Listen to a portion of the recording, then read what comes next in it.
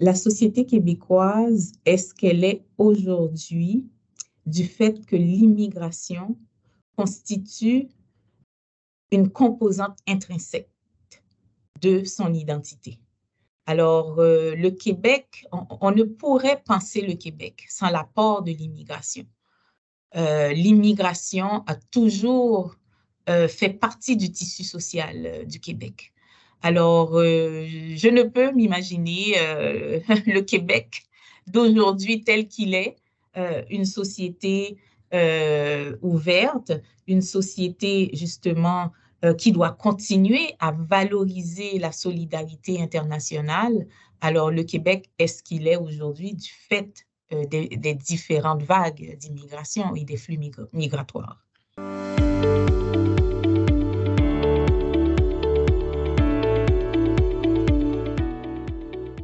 Plusieurs facteurs amènent une personne à quitter son pays d'origine. Parfois, c'est un choix, parfois, c'est imposé par une série de circonstances. Je faisais référence tout à l'heure à la crise climatique qui pousse des populations à quitter leur pays.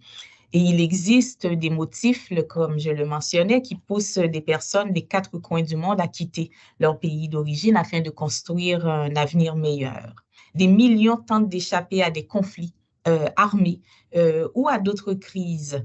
Donc voilà, ce sont des personnes qui, en quittant leur pays, arrivent avec une perspective voulant construire non seulement un avenir meilleur, donc d'un point de vue individuel, mais aussi ce sont des personnes qui arrivent avec un rêve, le rêve aussi de contribuer à l'édification, au développement, que ce soit économique, culturel, social, du pays d'accueil. Alors oui, cela m'inspire énormément.